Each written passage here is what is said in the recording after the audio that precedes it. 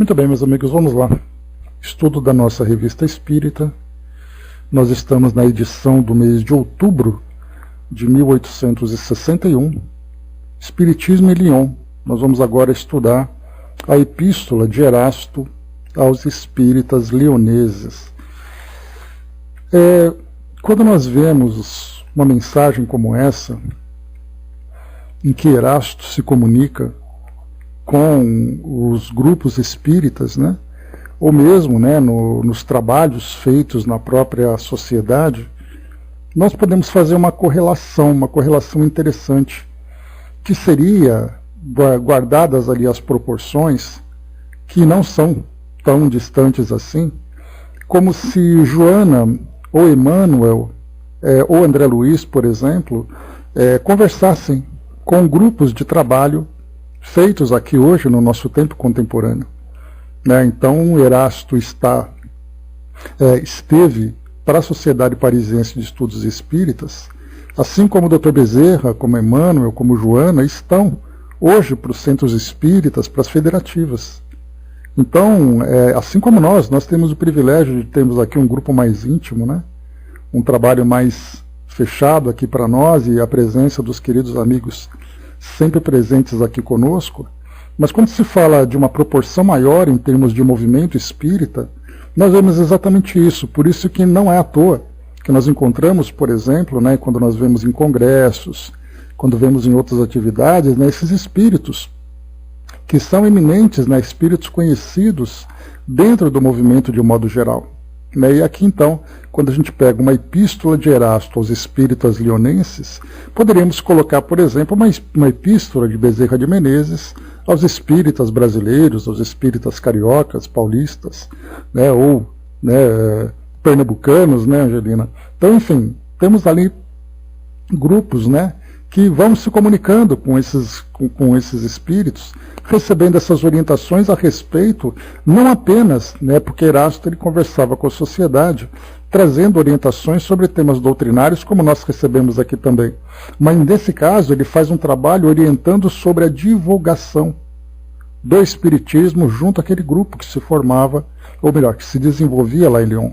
Então vamos aqui acompanhar, como eu falei para vocês, guardando, né, tendo essa mesma visão, como se estivéssemos hoje recebendo orientações de um espírito contemporâneo ao nosso movimento, falando exatamente aquilo que Erasto disse para aquele grupo de Lyon. Então vamos acompanhar, fazendo aqui os ajustes, né, temporais, fazendo com que aquilo que foi dito naquela época tenha também validade para aquilo que vai sendo dito para nós hoje. Vamos lá. Então, Epístola de Erasto aos Espíritas Lioneses, lida no banquete de 19 de setembro de 1861. Então isso aqui foi lido, nessa epístola, foi lida logo depois do discurso de Kardec, né, e a participação daqueles colegas do grupo de Lyon, ou dos grupos de Lyon. Então ele diz assim: não é sem a mais grata emoção que venho entreter-me convosco, caros espíritas do grupo lionês.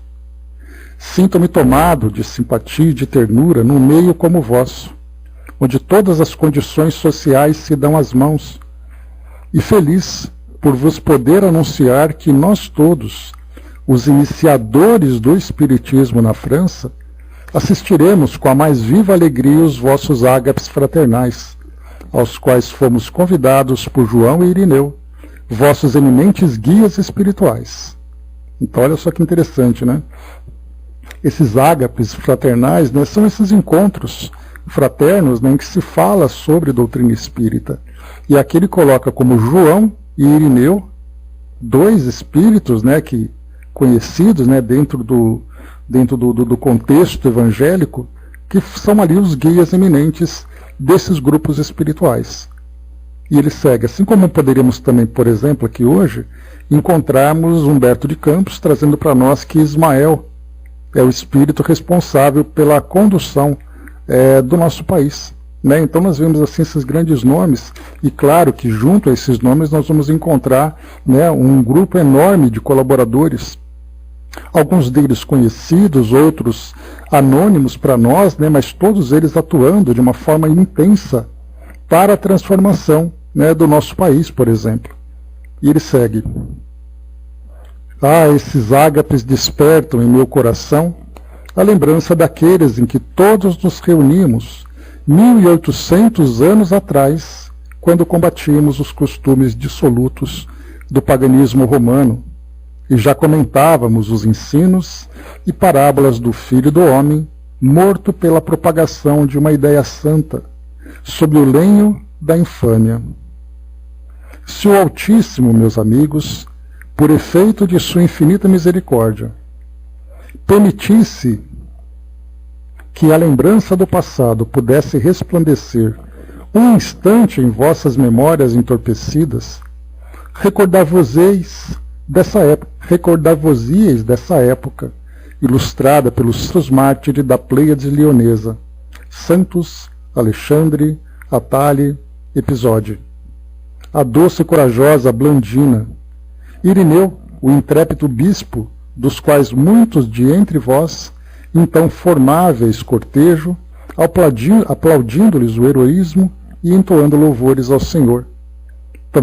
Também vos lembraríeis de que vários dos que me escutam regaram com seu sangue a terra leonesa. Esta terra fecunda que Eucher e Gregório de Tours chamaram a pátria dos mártires. Não os mencionarei, mas podeis considerar os que em vossos grupos desempenham uma missão, um apostolado, como já tendo sido mártires da propagação da ideia igualitária ensinada do alto do Gálgota com o nosso Cristo bem-amado.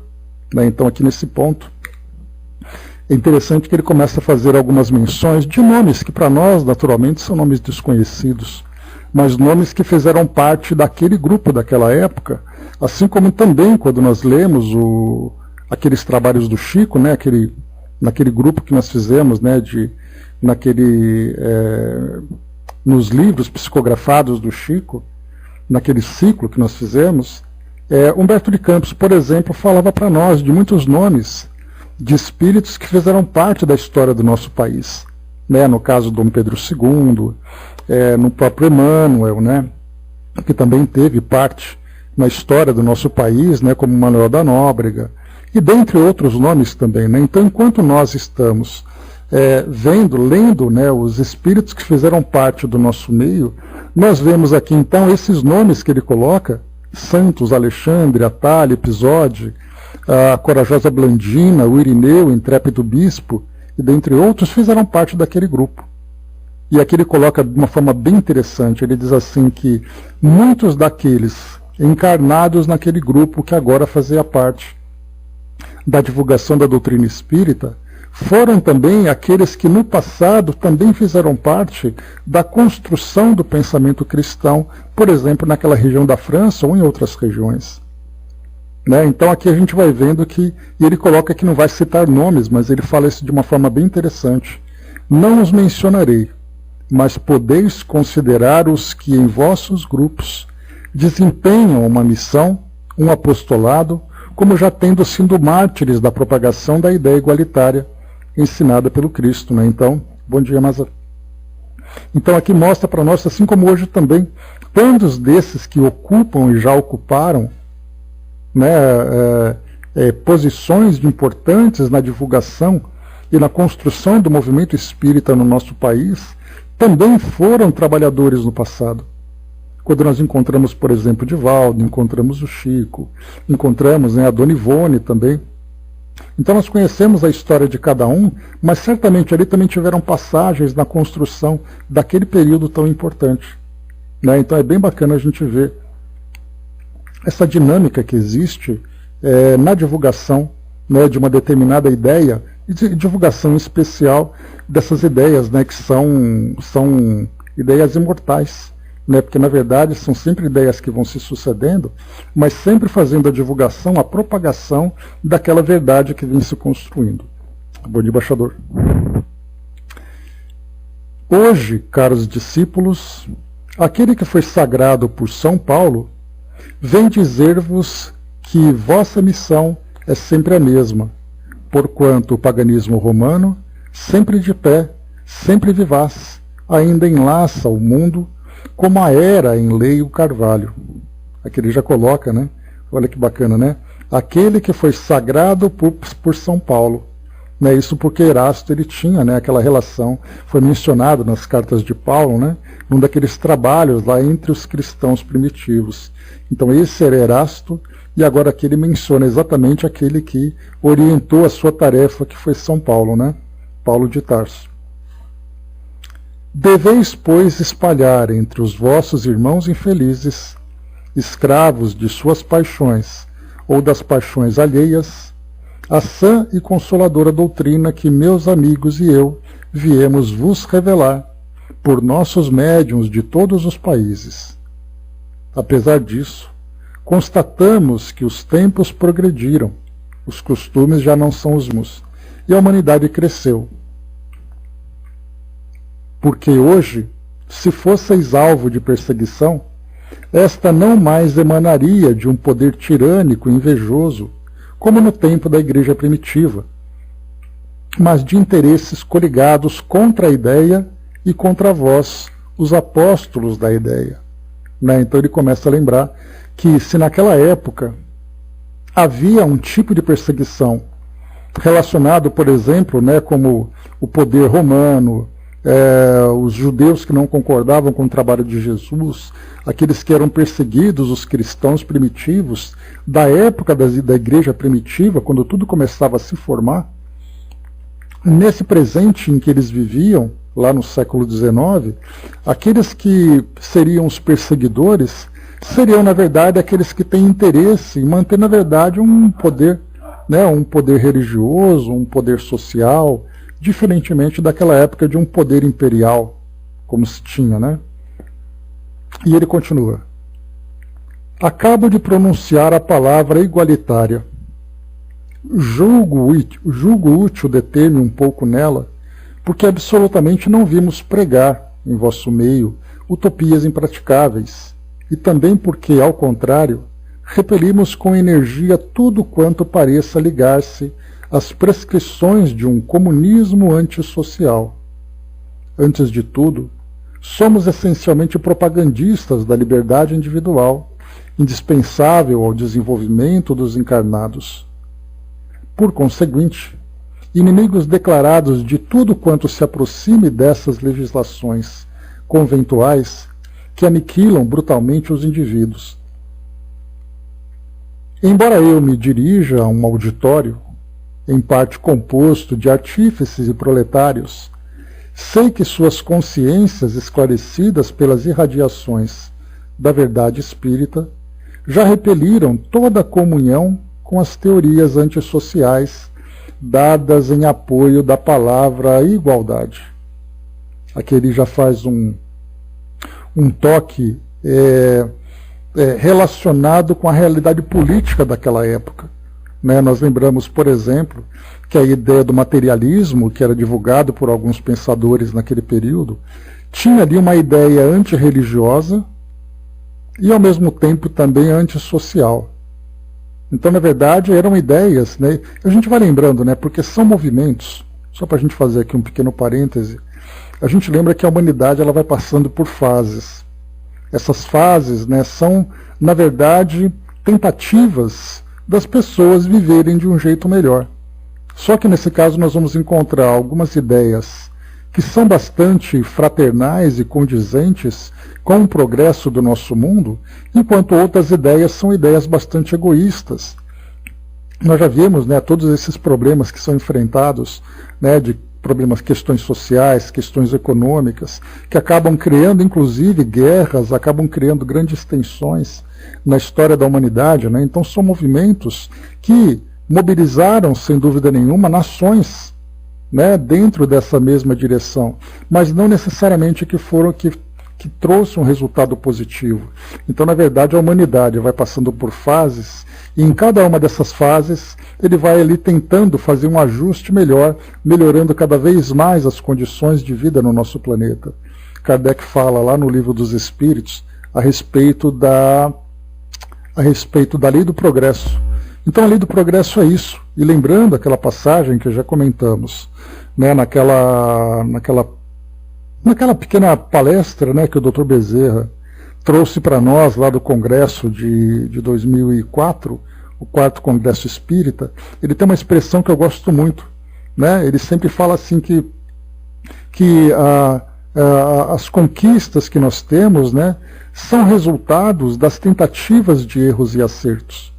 Assim como nós individualmente temos essas experiências, a gente tenta agir de uma forma, observando se foi um resultado bom, se foi um resultado ruim, e a gente vai se ajustando, se arrependendo e tudo mais. Nós temos também grandes movimentos de proporções mundiais, que é o caso desses sistemas econômicos, sistemas sociais que vão sendo lançados, na tentativa de fazer com que o mundo seja melhor. Só que, infelizmente, há situações que nós encontramos, propostas que são feitas por grupos de encarnados e desencarnados, que acabam desajustando o nosso mundo. Aí é necessário destruir toda aquela base e construir de novo. Aí nós vamos dizer, então foi uma grande perda de tempo. Foi uma grande perda de tempo no sentido da nossa visão cronológica, da nossa visão a respeito do tempo. Mas quando nós falamos do tempo de Deus, isso faz parte da própria experiência das criaturas. Então nós erramos, aprendemos, voltamos.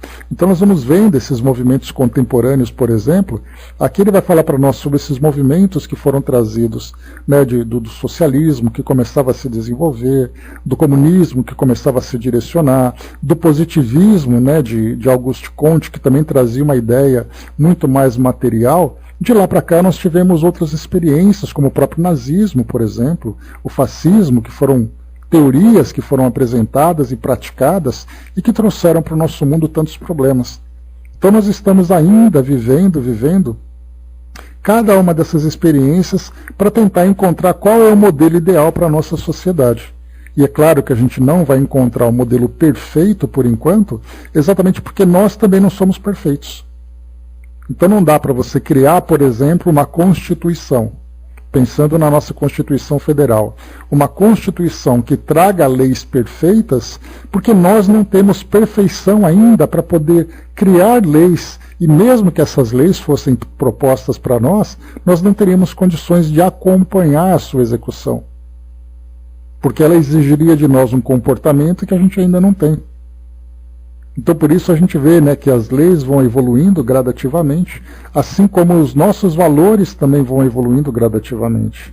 Então aqui ele faz essa questão da igualdade, né, em que todos são iguais e tudo mais, só que se nós não temos ainda valores para sustentar essa ideia dessa igualdade com fraternidade, nós teremos uma igualdade muito desigual.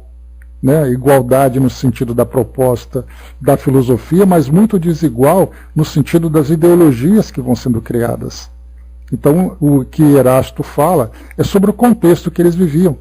Né, o proletariado, os artífices, as leis que favoreciam muito mais um grupo do que outro grupo, enfim, era parte do contexto deles. Né?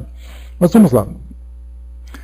Seja como for, devo restituir a ela sua significação cristã, tal como a explicara aquele que disse, dai a César o que é de César.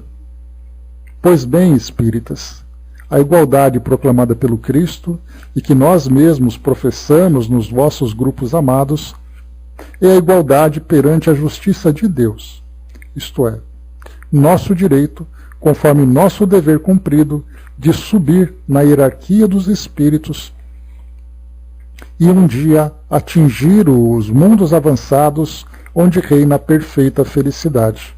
Né? Então ele faz uma diferença entre a igualdade dos homens e a igualdade perante as leis divinas, né? A igualdade que Jesus trouxe para nós. Amai-vos uns aos outros como eu vos amei. Essa é a igualdade proposta por ele. Enquanto que para nós a igualdade no nosso mundo, a gente percebe que essas ideologias humanas quase fez com que o nosso mundo fosse destruído num determinado momento. E literalmente, né, porque nós entramos numa guerra de proporções mundiais e depois dessa guerra avançamos ali, escalamos uma montanha muito perigosa a respeito ali, né, de imposição de idealismos. Né, o nosso mundo que foi ali bipolarizado e tudo mais. Enfim, são os homens impondo suas ideias em busca de uma certa igualdade, mas uma igualdade muito mais egoísta do que uma igualdade fraterna. É disso que ele fala para nós aqui. E segue. Para isso não são levados em conta nem o nascimento nem a fortuna. O pobre e o fraco a alcançam como o rico e o poderoso, porque uns não levam materialmente mais do que outros. E como lá ninguém compra seu lugar e seu perdão com dinheiro, os direitos são iguais para todos. Igualdade diante de Deus. Eis a verdadeira igualdade. Como me colocou, né? Pensamos mais na condição material, em condições de subjugar os outros. Depois a ideia que nós temos, né? Uma visão muito mais terrena, e dessa visão terrena nós temos aí, né, o egoísmo que acaba contaminando as nossas ideias, né? Então por isso a gente acaba sofrendo muito mais. Mas a tendência é fazer com que nós nos espiritualizemos e transformemos a vida no nosso mundo numa vida muito mais equilibrada e muito mais feliz para nós dentro das condições da vida no nosso planeta, né? Vamos lá. Então, igualdade diante de Deus. Eis a verdadeira igualdade. Não vos será perguntado o que possuístes, mas o uso que fizestes do que possuístes.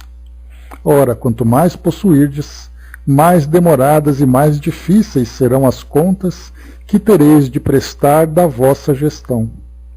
Assim, pois, conforme as vossas existências de missões, de provas e de castigos, nas paragens terrenas, cada um de vós, consoante as boas ou más obras, progredirá na escala dos seres e recomeçará, mais cedo ou mais tarde, a sua existência, caso tenha se desviado. Em consequência, repito, ao proclamar o dogma sagrado da igualdade, não vimos ensinar que aqui na Terra deveis todos iguais à riqueza. Deveis ser todos iguais em riqueza, saber e felicidade, mas sim que todos chegareis, quando soar a hora, e conforme os vossos méritos, à felicidade dos eleitos. Partilha das almas de escol, que cumpriram seus deveres. Então aqui ele também continua tratando desse ponto, e isso ele fala, né, lá no século XIX. Ali a partir do século XX nós teremos aquele movimento dessa igualdade, né, baseada, por exemplo, em que tudo deve pertencer a todos, sem levar em consideração os méritos e competências que nós temos. Isso acaba sendo impossível. Porque não adianta, né, dividir o mundo igualmente para todas as pessoas, se todas as pessoas não são iguais nesses quesitos, né, de competência, de espírito de fraternidade, enfim. Então ele vai colocando para nós que essa igualdade que ele coloca é uma igualdade muito mais divina do que terrena, né? Vamos entendendo progressivamente o sentido da fraternidade na medida em que evoluímos espiritualmente, né? E só assim. Porque nós não vamos encontrar esse tipo de conceito bem descrito pela visão humana que nós ainda temos. Meus caros espíritas, eis a igualdade a qual todos tendes direito, a que vos conduzirá o espiritismo emancipador, a que vos convido com todas as minhas forças. Para alcançá-la, que deveis fazer? Obedecer a essas duas palavras sublimes, amor e caridade, que resumem admiravelmente a lei e os profetas. Amor e caridade. Aquele que, segundo sua consciência, cumprir as prescrições dessa máxima divina, estará certo de subir, de transpor rapidamente os degraus da escada de Jacó, e de logo atingir as esferas elevadas, de onde poderá adorar, contemplar e compreender a majestade do Eterno. Aqui, para quem quiser se aprofundar um pouco mais nesse assunto, Leon Denis escreveu, né, o Socialismo e o Espiritismo. Então ele traz uma visão, né, do que era a vida naquela época. Ele tem naturalmente, né, a visão dele de acordo com o contexto em que eles viviam, né, e a gente tem a experiência de, além daquele momento, né, as décadas seguintes que foram trazendo para nós erros e acertos nessa busca, né, de um sistema de um sistema social que pudesse atender às necessidades da nossa sociedade terrena.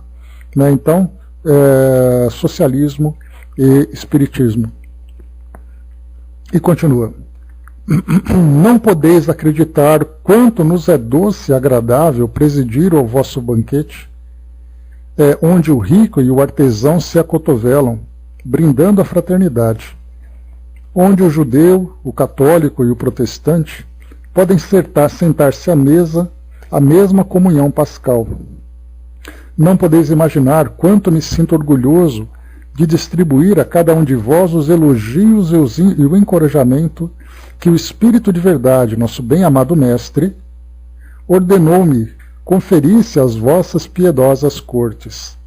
Olha que legal isso, né?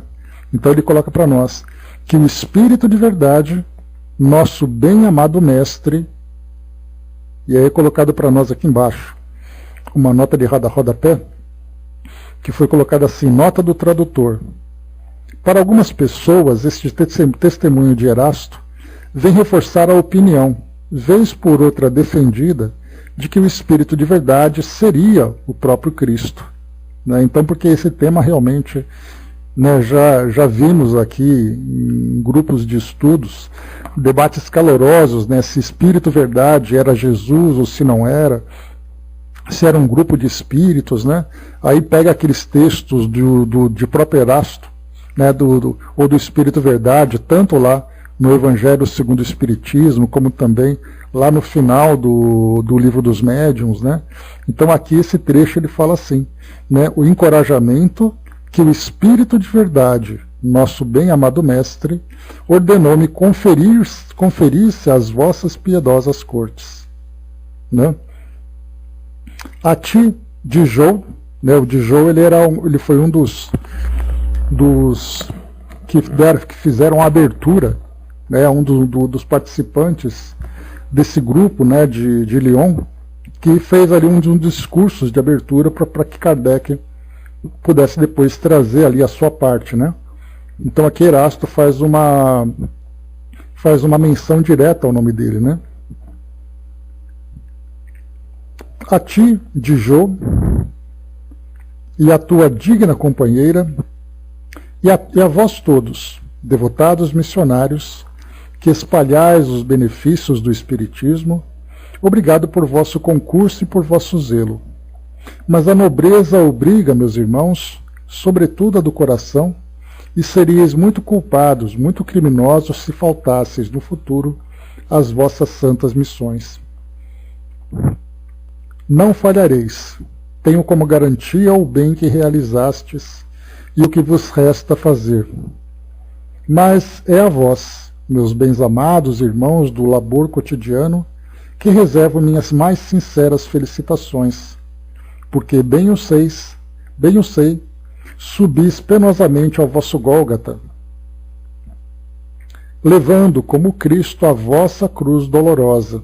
Só para lembrar, né, o Gólgata é o nome daquela cruz onde Jesus foi crucificado, né, daquele monte onde Jesus foi crucificado, né? Então ele fala bastante sobre isso naquela referência, né, de subir ao Gólgata, né? Então seria ali aquele caminho do grande sacrifício. O que vos poderia dizer de mais elogioso que lembrar a coragem e a resignação com que suportais os desastres inauditos que a luta fraticida, mas necessária, das duas Américas engendra no vosso meio? Mais uma vez aqui ele faz uma referência de rodapé. Ele diz assim, né, que Erasto faz alusão à Guerra de Secessão nos Estados Unidos, iniciada em 1861. Então, quando ele coloca aqui em cima, também é histórico, né? O que vos poderia dizer de mais elogioso que lembrar a coragem e a resignação com que suportais os desastres inauditos que a luta fraticida, mas necessária, das duas Américas engendra no vosso meio, né? Então aqui ele fala sobre a Guerra de Secessão, aquela guerra, né, da parte norte contra a parte sul, daquela América escravagista e aquela América abolicionista, e acabou tendo, né, na Guerra da Secessão, uma guerra tão grave que teve, com tantas mortes, que acontecia exatamente nesse período, né? Ah, ninguém pode negar já se faça sentir a benéfica influência do Espiritismo. Ela penetrou, com a esperança e a fé, no ambiente das oficinas. E quando nos lembramos dos tempos do último reinado, em que, desde que faltava o trabalho, os operários desciam da Cruz Rus para a Torros, em grupos tumultuosos, fazendo pressagiar motins, cuja repressão era terrível, devemos agradecer a Deus a nova revelação. Então aqui também ele fala sobre mais uma situação ali daquela época também, quando ele diz, deixa eu ver aqui, tá, só comentário ali então. Então ele fala aqui sobre também esses movimentos sociais que aconteciam, quando as pessoas desempregadas então começaram, né, a protestar por falta de emprego, né, por isso que ele coloca essa Croix-Rousse, né, para o terror. Então, movimentos operários daquele período, né. Mas me colocou nem para pensar que estive lá e não fiz nada para defender ou proteger o mestre, né. Pois é, muitos de nós estávamos ali jogando pedras, né. Mas vamos lá, seguindo. Com efeito, segundo essa imagem vulgar, de que se servem em sua linguagem pitoresca, muitas vezes é preciso dançar diante do bule. Então dizem, apertando o cinto, comecemos amanhã. Bem sei que a caridade pública e particular se movimenta e faz o que é possível, mas não é isso que está o verdadeiro remédio. Aqui só mais um trechinho também. Ele diz assim, né, que é uma imagem vulgar que significa não ter o que comer, passar por dificuldade, estar na miséria, né? Então quando ele diz aqui para nós, dançar diante do bule, era uma expressão popular, né, que foi dito naquela época. A humanidade precisa de algo melhor, razão porque, se o cristianismo preconizou a igualdade e as leis igualitárias, o Espiritismo encerra em seus flancos a fraternidade e as suas leis, obra grandiosa e durável que os séculos futuros deverão de abençoar. Lembrai-vos, meus amigos, de que o Cristo escolheu seus apóstolos entre os últimos dos homens, e estes, mais fortes que os Césares, conquistaram o mundo para a ideia cristã. A vós, pois, incumbe a obra santa de esclarecer os vossos companheiros de oficina e propagar a nossa sublime doutrina, que torna os homens tão fortes na diversidade, a fim de que o espírito do mal e da revolta não venha suscitar o ódio e a vingança no coração de vossos irmãos ainda não tocados pela graça espírita.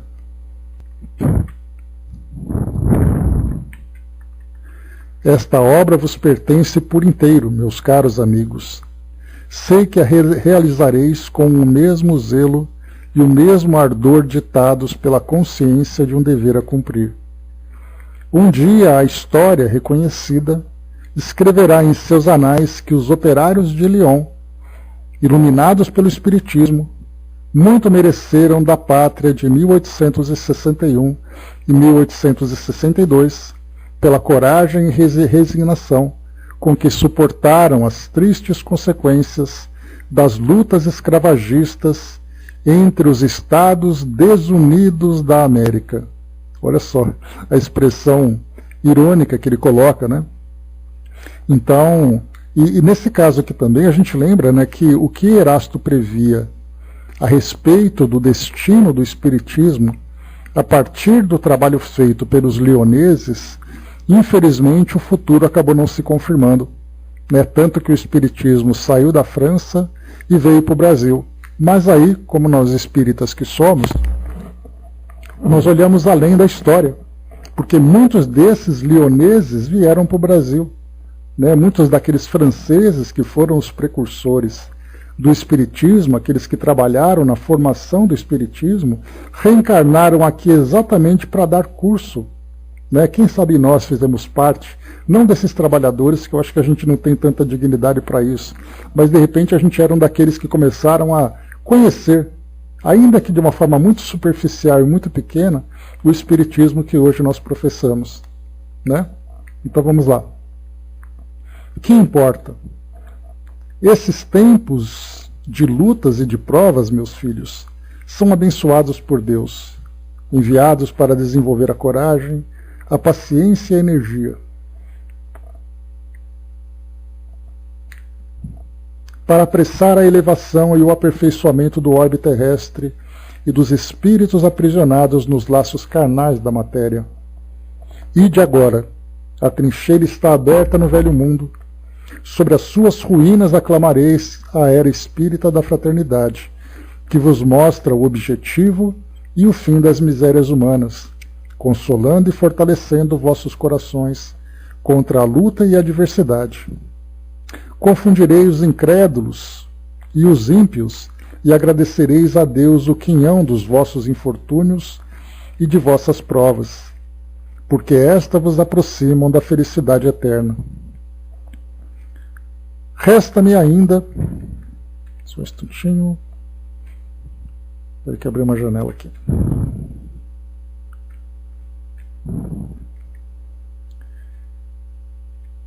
Vamos lá. Resta-me ainda vos dar alguns conselhos, embora os vossos guias muitas vezes já vos tenham dado, mas que minha posição pessoal e a atual circunstância me aconselham a vos lembrar novamente. Meus amigos, aqui me dirijo a todos os espíritas, a todos os grupos, a fim de que nenhuma cisão, nenhuma dissidência, nenhum cisma venha surgir entre vós, mas ao contrário, que uma crença solidária vos anime e vos reúna a todos, pois isto é necessário ao desenvolvimento de nossa doutrina benfazeja. Sinto uma espécie de vontade que me constrange a vos pregar a concórdia e a união, pois nisto, como em tudo, a união faz a força e tendes necessidade de ser fortaleza a união, a fim de que possais enfrentar as tempestades que se aproximam. E não só tendes necessidade de união entre vós, mas ainda com os vossos irmãos de todos os países.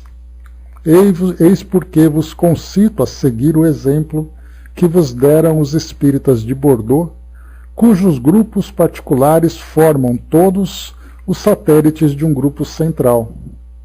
Foi esse grupo central que pediu para entrar em comunhão com a Sociedade Iniciadora de Paris, a primeira a receber os elementos de um corpo de doutrina e lançar as bases sérias para o estudo do Espiritismo, que todos nós, espíritas, professamos no mundo inteiro.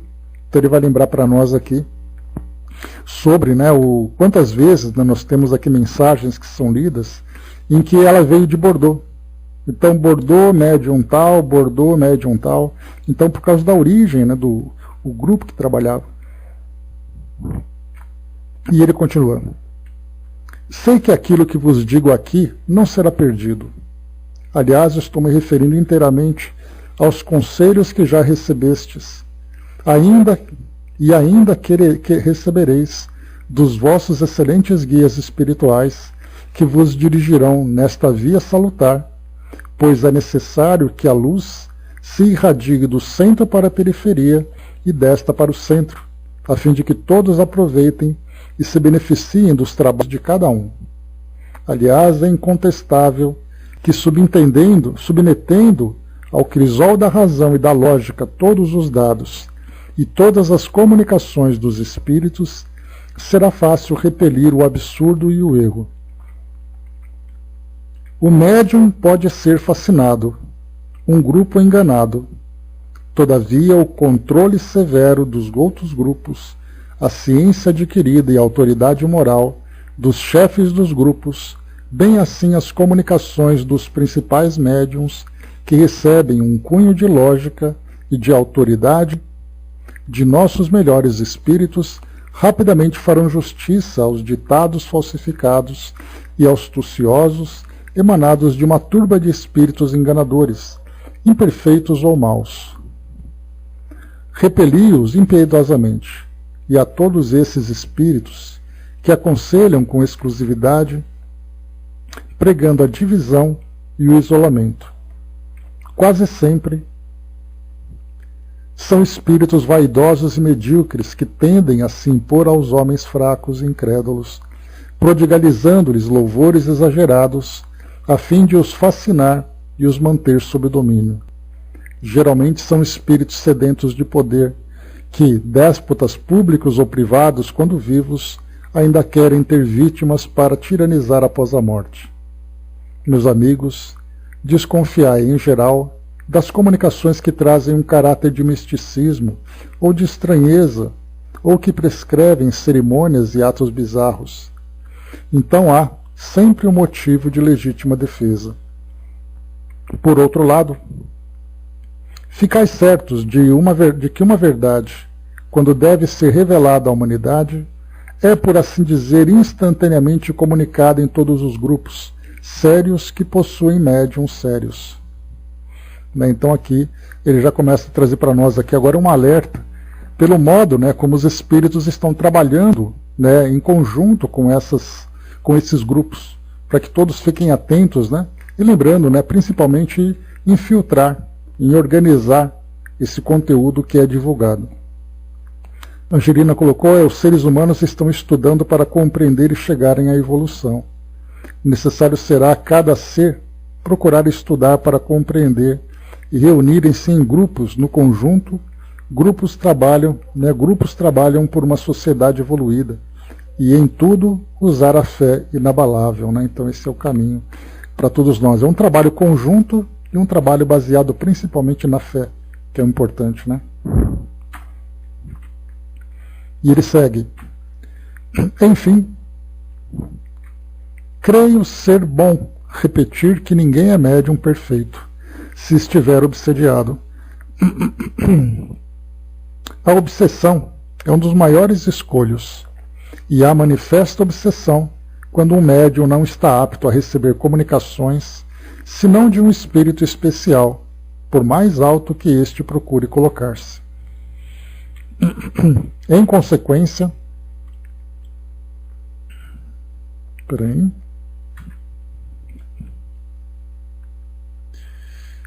só um instantinho.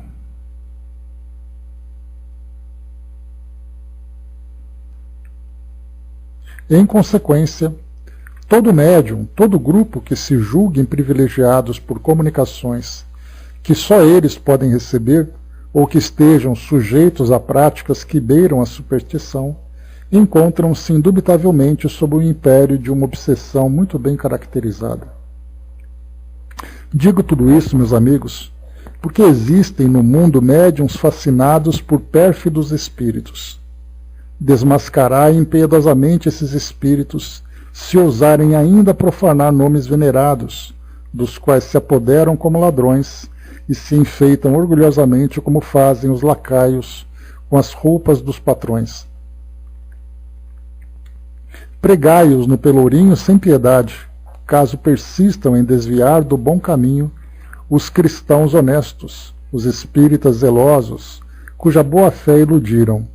Palavras duras dele aqui, Mas ele fala isso exatamente para que os grupos fiquem muito atentos, Numa palavra, deixai-me repetir o que já aconselhei aos espíritas parisienses. É melhor repetir 10 verdades por algum tempo do que admitir uma única mentira, uma só teoria errônea, porque poderíeis, sobre essa teoria e essa mentira, edificar todo um sistema que desmoronaria ao primeiro sopro da verdade, qual se for um monumento edificado sobre areia movediça. Ao passo que se hoje rejeitar de certas verdades, certos princípios, porque não vos são demonstrados com clareza, logo um fato brutal ou uma demonstração irrefutável virá afirmar a sua autenticidade. João, a Irineu, a Blandina, bem como a todos os vossos espíritos protetores, incumbe a tarefa de vos prevenir doravante contra os falsos profetas da erraticidade. O grande espírito emancipador que preside aos nossos trabalhos, sob o olhar do Todo-Poderoso, proverá isso, podeis crer-me. Quanto a mim, embora esteja mais particularmente ligado aos grupos parisienses, Virei algumas vezes e entretenho-me convosco, e acompanharei sempre com interesse os vossos trabalhos particulares. Esperamos muito da província leonesa, e sabemos que não faltareis, nem uns nem outros, às vossas respectivas missões. Lembrai-vos de que o cristianismo, trazido pelas legiões cesaristas, lançou há quase 2000 anos as primeiras sementes da renovação cristã em Vienne, em Lyon, de onde se propagaram igualmente a Gália do Norte. Aqui também uma referência a esse Vienne, coloca assim, Erasto não se refere a Viena, capital da Áustria, mas a cidade francesa do mesmo nome, plantada às margens do Ródano, que é o rio Rode, né? Rica em vestígios da época da dominação romana. E ele segue aqui finalizando. Hoje o progresso deve realizar-se numa radiação nova, isto é, de norte a sul. A obra, pois, leoneses, é preciso que a verdade triunfe. E não é sem uma legítima impaciência que esperamos a hora em que soará a trombeta de prata, a nos anunciar o vosso primeiro combate e a vossa primeira vitória. Permiti agora agradecer o recolhimento com que me ouvistes e a simpática acolhida que me concedestes. Que Deus Todo-Poderoso, Senhor de todos nós, vos conceda a sua benevolência, espalhando sobre vós e sobre o seu servo muito humilde os tesouros de sua infinita misericórdia. Adeus, leoneses, eu vos bendigo. E assina então Erasto.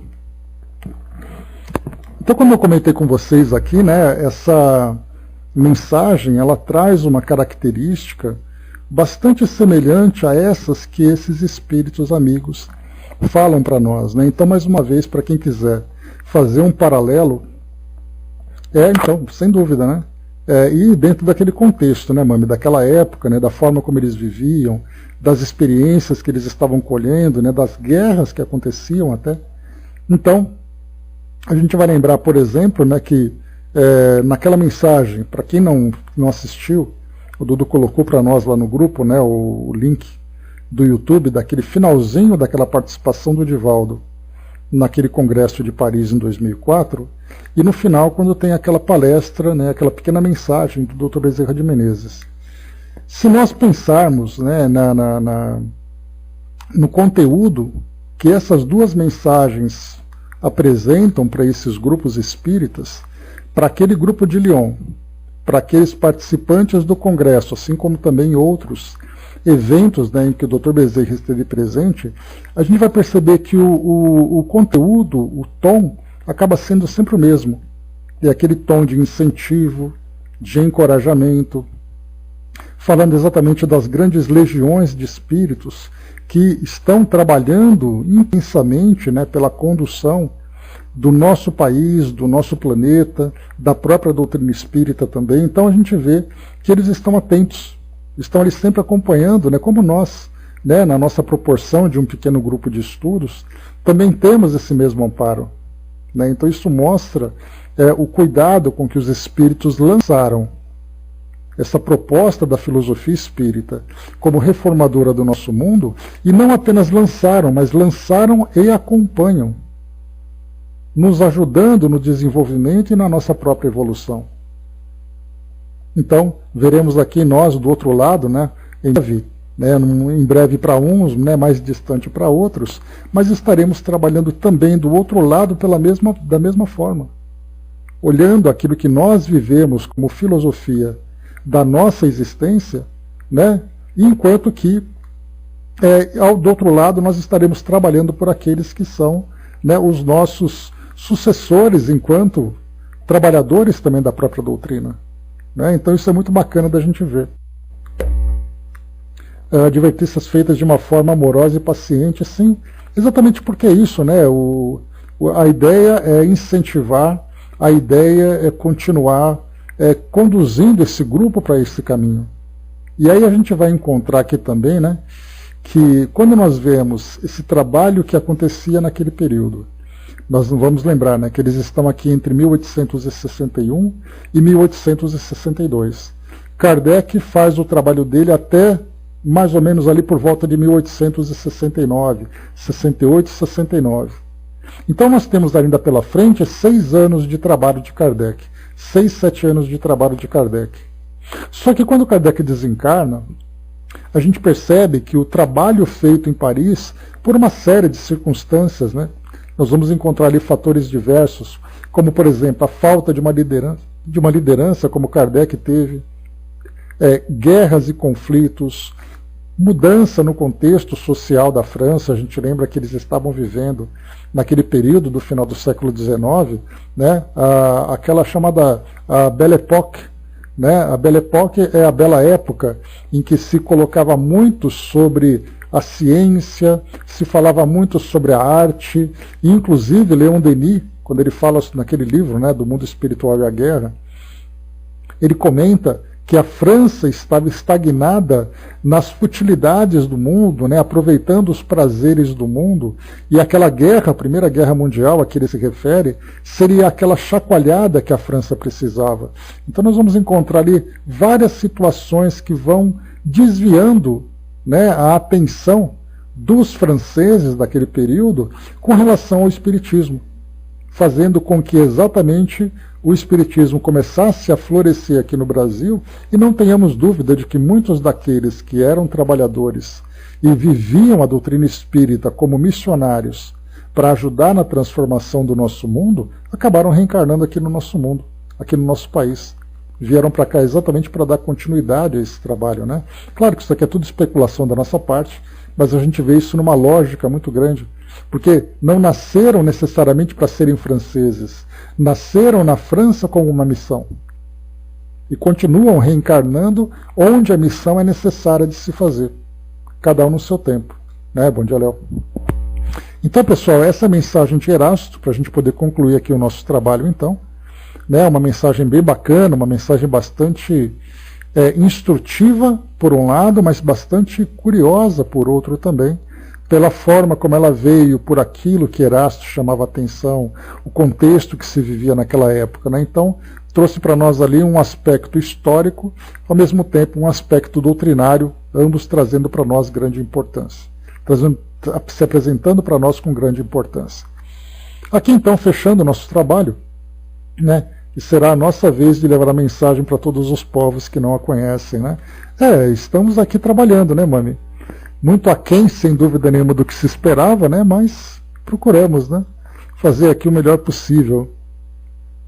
Então, meus amigos, o próximo encontro nosso, Conversas Familiares de Além Túmulo, nós teremos aqui uma mensagem recebida na Sociedade Espírita de Paris, na Sociedade Parisiense de Estudos Espíritas, né, o seu nome oficial, uma mensagem de Eugène Scribe, né? E Eugène Scribe é um espírito que foi mencionado naquela discussão que nós acompanhamos da outra vez.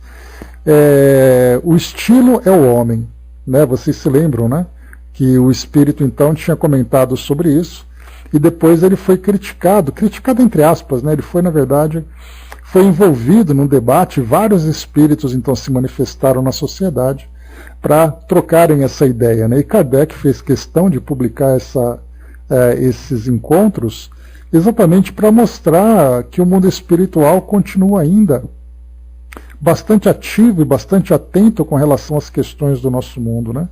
E aí então, como o Scribe foi mencionado, o senhor Scribe, ele foi mencionado naquela discussão, mas ele não teve oportunidade de se manifestar, aqui então, Conversas Familiares de Além Túmulo, ele traz a parte dele, né, daquele debate, apesar de já ter passado algum tempo, mas ele traz ali a parte dele, né? Já que é aquela coisa, né? Falaram de mim, então eu estou aqui para poder defender a minha ideia, né? Mas foi um debate, como a gente viu, um debate muito curioso, um debate bem bacana, bem interessante de se ver. É uma mensagem aqui curta a princípio, e depois Kardec faz aqui uma entrevista com ele, né? Ele traz uma mensagem pequena, e depois o diálogo aqui acontecendo, né, entre ele e Kardec, que também trazendo para nós ideias bem interessantes. Nós já vimos, né, a introdução também dos ensinamentos e dissertações espíritas, naquele artigo Os Cretinos, né, falando sobre os espíritos, né, isso porque também havia um contexto, né, numa excursão feita pela senhora Costel, que era médium, numa determinada região da Suíça, me parece aqui, e era uma comunidade que trazia uma quantidade significativa de crianças, pessoas que traziam limitações intelectuais. E isso despertando nela essa curiosidade, os espíritos então se manifestaram trazendo uma explicação de que forma que nós podemos entender à luz do espiritismo. O espírito foi o pai da médium, né, o Sr. Pierre Joty, trazendo uma orientação a respeito das condições espirituais daqueles seres encarnados nessas condições de limitação intelectual. Então nós já vimos isso também. E a próxima aqui para nós será a mensagem: se fosse um homem de bem, teria morrido. Né? Uma mensagem assinada pelo espírito Fenelon e que foi publicada depois, a gente lembra, lá no capítulo 5, no Evangelho segundo o Espiritismo. Depois também teremos aqui os pobres e os ricos, mensagem assinada pelo espírito protetor do médium, diferentes maneiras de fazer a caridade. Aqui também, mensagem assinada pelo espírito protetor do médium, e assim vai. Temos aqui várias comunicações que falam então sobre as conversas